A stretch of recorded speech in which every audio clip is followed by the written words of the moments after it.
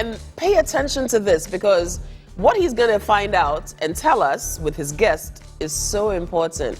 It's the future of data, and wonder if we're ready for it. Okay, Diego, over to you.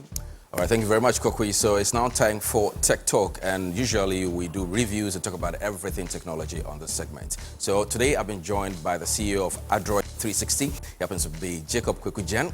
Welcome. Thank you. Nice to see you. Yeah, you look good though. The future is smiling on you. All right, so we're talking about 5G technology, okay? It's been launched recently, and I think somewhere last year, and some Korean countries, and then moved on to US, to UK, and it has its benefits and the hazards as well. And we're going to look whether here in Ghana we are ready for the 5G to be launched here in Ghana in the coming, say, months or years. Well, it's going to stay for, I think 4G is already in there, and it's going to stay for the next 1 decade or more. And then hopefully the transition will happen. But let's see what has happened so far after the launch of the 5G. So we're going to talk about it. So 5G, when we talk about 5G, what are we talking about? So 5G is simply, the, should I say, latest mobile broadband, okay, which is going to either augment or even make better the 4G LTE we are experiencing, which enables us to communicate, send data, machine, Internet of Things, all these work on a spectrum. Okay. So 5G happens to be the latest of these, should I say, discoveries, okay, the latest which works on a newer and much more faster broadband, okay, and therefore we hope that it will make our lives better. Okay, there's a hope that it will make our life better. But yeah, it looks like after the launch, the stories we are hearing aren't anything good. Recently, there was a story that was published in April that there was a school, elementary school in California, where 4 kids and 3 teachers have suffered cancer as a result of that because there was a mast located close to their school. What are we looking at with the 5G? So the thing is, 5G is also a type of radiation. Okay. And as we stand right now, the two of us are experiencing radiation. Radiation, okay, from the air, from food, from our mobile phones, everything, there's radiation. Human, okay, beings, we are radioactive. Okay. And, 2G brought the first mobile phone, helped us to text. 3G helped us to connect to the internet first. Okay. 4G, with 4G LTE, we are seeing faster internet now. But what 5G seeks to do is supposed to augment all these things. Okay. So when we talk of radiation, now, there's been a lot of research by, radioactive scientists and all that, which claim from time immemorial that radiation causes cancer. Okay. There is, the World Health Organization has an international agency on research on cancer. And they've been doing this research from, the days of 2G to 3G to date. Okay. Now, they say that radiation can possibly cause cancer. But possibly? That's, yes. So that's a 2B classification. Okay. And when they say possibly, because they do not have any empirical evidence that says that radiation, some forms of radiation, especially mobile and cellular radiation, okay, because what 5G is really technology we've had for a long time. It's a combination of mobile phones, okay, right, or say radio, with, say, mobile, okay, and all this technology has been there for over 100 years. Radio stations came in, so it's... The mast and everything that we exactly. have. Yeah. Now, what 5G is that it's traveling on a new spectrum that hasn't been used before. Okay. So we are talking about... faster. Exactly. The people on that spectrum haven't been there before. 4G is almost congested. In some countries, like in the UK, in Bournemouth, it's difficult to use 4G because the latency there is quite high, and the number of the frequency, the number of people on that spectrum are high. But with 5G, we have discovered a new frequency. Okay. So there's always the school of thought that because there is a possibility of it being carcinogenic, then it is causing cancer. Please break it down for us. Carcinogenic as in? Meaning that it possibly could cause cancer. Cancer, okay. But as at now, there is no single case. So all these stories that are coming up in the US, if you go deep down, there hasn't been one single case that is saying that this very person, because when you look at the radioactive length, from radiation to microwaves, to even flashlights, they are radioactive. to infrared. Infrared came in that point in time. Now, I think 4G works between 1 to 2 billions of hertz. That's how come we experience 4G and people are saying it's fast. You hear these telcos here saying competing for the 4G. Here in Ghana, I can't attest to that anyway. Yes, but I mean, having a lot of features. I have traveled outside and used just 4G LTE, and it was super fast. Now, some of the telcos in Ghana are rolling out 4G LTE. I think we've been lagging behind. Even other West African countries rolled this out way back. Get it? So I mean, but still we should be excited. It's finally here. Now, all these work between 1 to 2. These radiations are measured in hertz, right? So 1 to 2 billions of hertz, which we call gigahertz. Now, with 4G, we are looking at 1 to about 70 billions of hertz. Wow.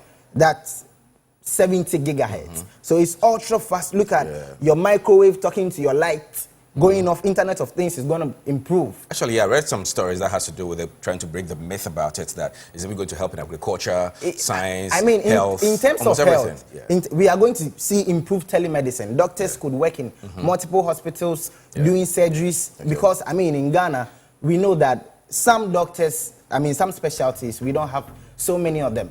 So with this, you know, we are talking about augmented reality.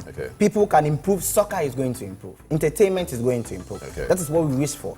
Now, if for radiation to be carcinogenic, right, it has to get into, I think, 12.5 billion. And we are just talking about 70, you know, gigahertz. So are you trying to say that all the issues that we've been hearing about the fact that it's cancerous and all that affecting schools and all that, we hear there's cancer from the sun because the sun gives us UV. Even I hear the kinky we eat crack and cause exactly. That's on, so radiation is everywhere. I mean, microwaves are also a form of radiation. So what 4G or 5G really is that you are consuming some sort of energy. So I don't know if, let's do some science here. This is tech. So remember we did something called ionization in school. Back in school, where electrons, you know, atoms or molecules loses or gain an electron. Now, so supposedly I heat water and I drink it. The atoms in me, supposedly, may, because I'm consuming something in. You get me? When they are displaced, when they are ionized, there is a displacement of an electron from your body system. You could get cancer. And even how is cancer treated? Radiation. We try to displace the chemotherapy. Exactly. The cancerous, you know, molecules. And then we treat them by killing them and getting them out of place. So every day we are consuming these things. Now with this, because it's within the 1 to 70 gigahertz, what is going to happen is that it doesn't ionize our bodies. You understand? So it doesn't displace the structure of your DNA. And so as at now, there is no single proof of 5G causing cancer. But as I've said, there is a lot of research that has gone into this from way back when we discovered bells and telephones. And there's always been some sort of science conviction on some part of some philosophers and scientists that this is definitely cancerous. However, this is a case of the absence of evidence.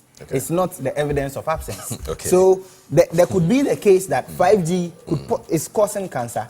It could be that even 4G, that, I mean, of course, the rate of life, you know, sustainability over the years has decreased. And some people point to the fact that because we have telephones now, because we have this, but there hasn't been a solid base to back that research. So, I mean, let's be hopeful about 5G and all that is going to do to our lives. We are talking about cars communicating to each other. So your car could actually sense that with sensors that this car is running at this speed and therefore I need to slow down myself and would press its own brake.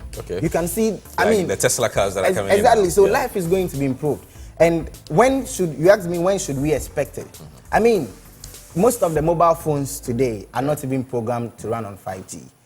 I mean, so I think so far Samsung, LG, and Qualcomm, a few ones, Verizon, AT&T, T-Mobile are working on making you, and Apple is also doing some work in that. They are always late comers. They've always been they like said that. they're going to take their time. They're not going to rush into it. I mean, and all that, from all technologies that came in, from fingerprint, they always take their time. So definitely, so those who are iPhone users, you will not be left behind. But these devices are going to come in, and once they come in, trust me, just imagine those who love movies. You want to download a movie, or say a series, about 8 of them, and all of that is in a split second.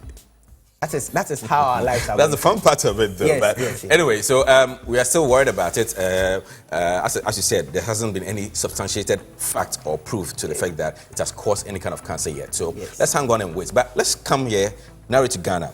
How is our 4G LTE working, and are we ready for it?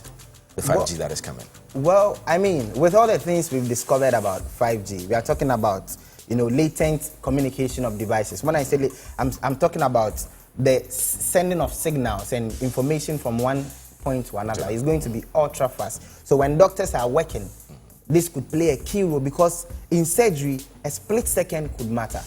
You understand? So every country would wish that they will be at this point. However, we are talking about huge infrastructure costs. This is not, because the good thing about 5G, which I didn't mention, is like, unlike 4G, 5G actually uses microwaves.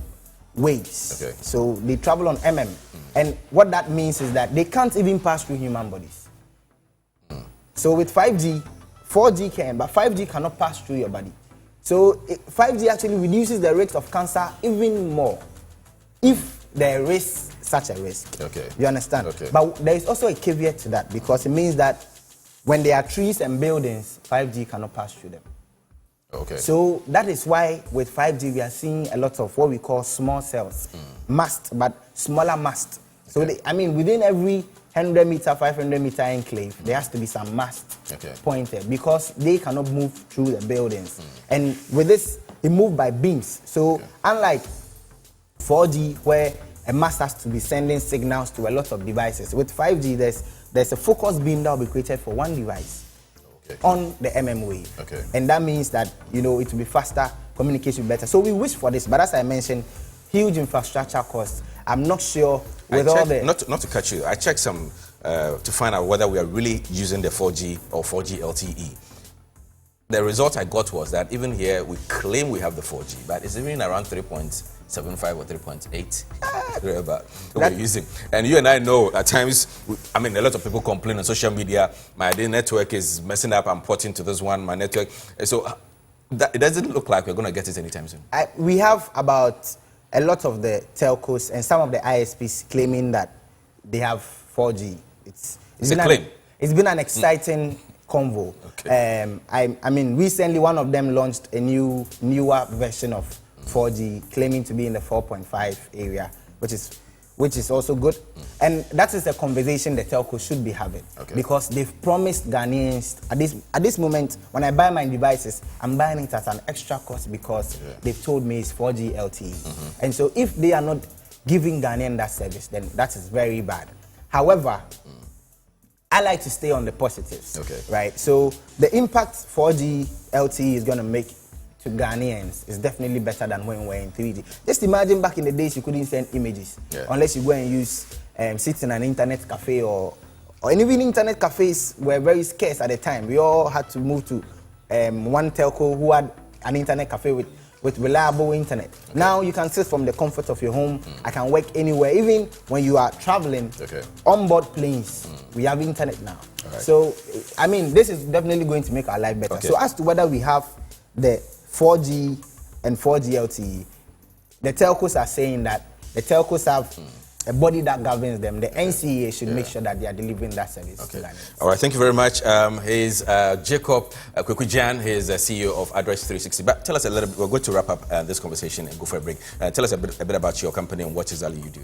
So Adroit 360 is a software and digital company, basically. So what we look to do is to migrate Ghanaians and Ghanaian businesses, later take it to Africa, to be able to offer their services from the corner they are, but to touch everybody in the world.